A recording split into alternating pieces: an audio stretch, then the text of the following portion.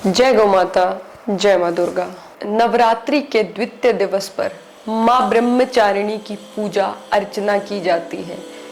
यह देवी का वह स्वरूप है जो तप, त्याग, संयम, ज्ञान और साधना की प्रतीक मानी जाती है। ब्रह्म का अर्थ है तत्व, ज्ञान, वेद, तप और सत्य तथा चारिणी का अर्थ है आचरण करने वाली, अर्थात जो ब्रह्म यानी कि ज्ञान और तपस्या का आचरण करती है वे माँ ब्रह्मचारिणी कहलाती है। माँ ब्रह्मचारिणी की कथा तपस्या और साधना का एक अद्भुत उदाहरण प्रस्तुत करती है। यह हमें यह सिखाती है कि संयम, दृढ़ संकल्प और भक्ति से असंभव को भी संभव किया जा सकता है। माँ ब्रह्मचारिणी का स्वरूप अत्यंत शांत, तेजस्वी और मनोहर है। वे सफेद वस्त्र धारण किए हुए हैं जो पवित्रता और सात्विकता का प्रतीक है। वे नंगे पांव चलती हैं जो उनकी कठोर साधना और संयम का प्रतीक है। उनके दाएं हाथ में रुद्राक्ष की माला सुशोभित है जो तपस्या, ध्यान और भक्ति को दर्शाती है। उनके बाएं हाथ में कमंडल है जो त्याग, वैराग्य और संन्यास का प्रतीक है। उनका चेहरा अत्यंत शांत और दिव्य आभा से युक्त है जिससे यह प्रतीत होता है कि वे अपने लक्ष्य के प्रति पूरी तरह समर्पित हैं। इस स्वरूप में वे भक्तों को यह प्रेरणा देती है कि सफलता प्राप्त करने के लिए कठिन तपस्या और दृढ़ संकल्प की आवश्यकता होती है। माँ ब्रह्मचारिणी का पूर्व जन्म माता सती के रूप में हुआ था। जब माता सती ने दक्ष प्रजापति के यज्ञ में आत्मदाह किया तब भगवान शिव गहरे ध्यान में लीन हो गए और संसार से पूरी तरह विरक्त हो गए। इस कारण देवी शक्ति को पुनः जन्म लेना पड़ा। इस बार उन्होंने पर्वतराज हिमालय के घर पर जन्म लिया और शैलपुत्री के नाम से जानी गई। जब वे युवा हुई तो उन्हें अपने पूर्व जन्म की बातें स्मरण होने लगी। उन्हें ज्ञात हुआ कि वे पिछले जन्म में भगवान शिव की अर्धांगिनी थी और इस जन्म में भी उनका उद्देश्य भगवान शिव को पुनः प्राप्त करना था।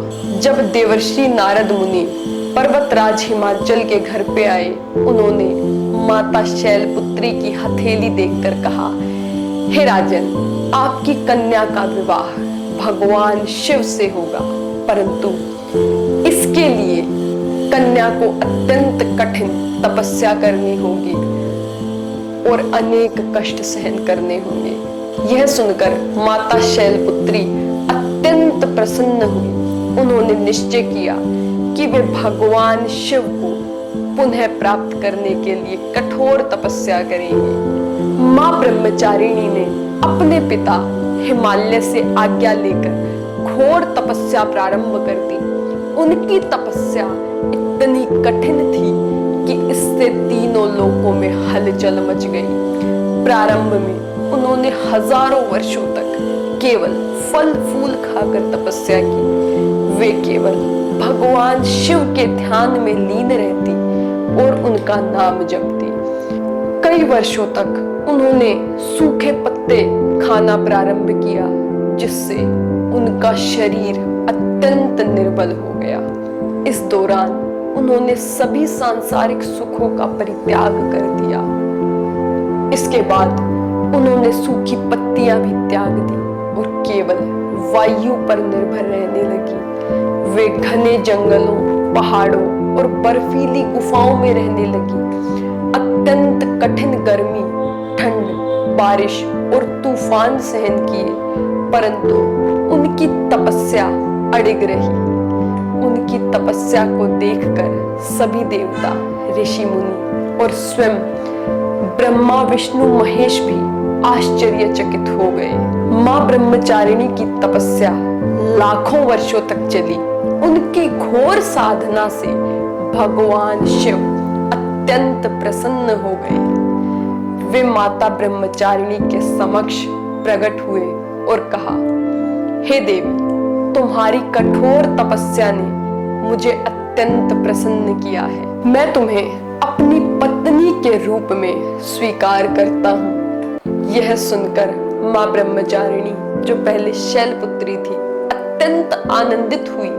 इस प्रकार उनकी तपस्या सफल हुई और उन्होंने भगवान शिव को पुनः प्राप्त किया। माँ ब्रह्मचारिणी की उपासना करने से भक्तों को अटूट श्रद्धा, धैर्य, संकल्प शक्ति, संयम, आत्मविश्वास और साहस प्राप्त होता है। जो भक्त जीवन में किसी विशेष लक्ष्य को प्राप्त करना चाहते हैं, उन्हें माँ ब्रह्मचारिणी की आराधना करनी चाहिए। यह देवी हमें धैर्य, तप और संयम का पाठ पढ़ाती है। उनकी उपासना से सभी प्रकार की बाधाएं और कष्ट दूर हो जाते हैं। इस दिन साधक माँ ब्रह्मचारिणी से ज्ञान, बुद्धि, तपस्या और आत्मबल की प्राप्ति के लिए प्रार्थना करते हैं। इनकी पूजा करने से मन शांत और दृढ़ होता है तथा धार्मिक और आध्यात्मिक उन्नति प्राप्त होती है। प्रातः काल स्नान करके स्वच्छ वस्त्र धारण करें। माँ ब्रह्मचारिणी की प्रतिमा या चित्र के सामने दीप जलाएं। उन्हें सफेद रंग के पुष्प और दूध से बनी मिठाइयां अर्पित करें। ओम देवी ब्रह्मचारिणे नमः मंत्र का जाप करें।